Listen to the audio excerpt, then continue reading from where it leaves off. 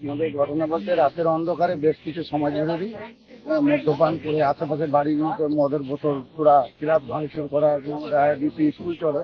হ্যাঁ, পাড়া রাতের অন্ধকারে তারা এসে ভাঙচুর করে দিয়ে চলে যাচ্ছে। এটা দিনের পর দিন ঘটেই থাকে। আমাদের এখানে বাচ্চাদের জল খাবার ট্যাঙ্কি আছে, জলের ট্যাঙ্কি ভাঙচুর এরকম করে বেশ কয়েকদিন ধরে এরকম ঘটনা হতেই থাকে। আমরা চাই এসব যাতে না হোক। আমাদের ক্লাবটা যেরকম ক্লাব একটা যেখানে সর্বস্তরের মানুষ এখানে আইডিসি স্কুলটা যাতে আমরা ঠিকভাবে পরিচালনা করতে পারি, এই জন্যই আজ আমরা প্রশাসনকে দেখি যাতে আমরা যেভাবে সচলভাবে পরিষেবা আমরা করতে পারি। সবাই যে কোনো ভয় বাচ্চার মারা পাঠাতে চাইছে না। কোনো রকম যদি কিছু হয়ে যায়, কোনো ঘটনা ঘটে যায়, তার দায়িত্ব নেই। তারা করেছি বলতে রাতের অন্ধকারে এসে করছে বেশ কিছু সমাজ বিরোধী, তারা ছাড়া কিছুই। আমরা চাইছি যে আইডিসি স্কুলটা চালু হোক, ক্লাব যেভাবে পরিচালনা হচ্ছিল সেইভাবে হোক।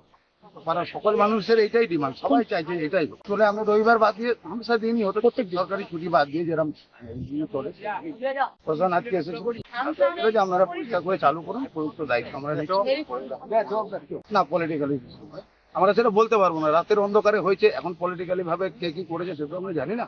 আমরা কোনো পলিটিক্যালি ভাবে যেতে চাই না, এটা আমাদের ক্লাব, আমরা ক্লাব ভাবেই যেতে চাই। এখানে আমাদের বাচ্চারা পড়ে, পাড়ার বেশ কিছু বাচ্চারা এখানে আমরা ভয়েই আছি, যাতে আমরা চাই প্রশাসনের কাছে চাই একটা সচলভাবে আমরা শান্তিভাবে পরিষেবা পাই, ভালোভাবে থাকতে চাই। আশেপাশে বাড়ির মানুষরাও খুব বাড়ির বোতল কোনো সময় দোকান ভাঙতে হচ্ছে, কোনো বাড়িতে বোতল ছুড়ে দেওয়া। সকলের কাছে আবেদন করছি যাতে আমাদের এইটা ঠিকভাবে চলুক, আমাদের ক্লাব ঠিকভাবে চলুক, পাড়ার মানুষ শান্তিতে থাকুক। এটাই আমার নাম হোসেন আনসার। এই এলাকাবাসী আপনি? আমি এলাকা। কোন জায়গা এটা? এটা মিঠাপুর।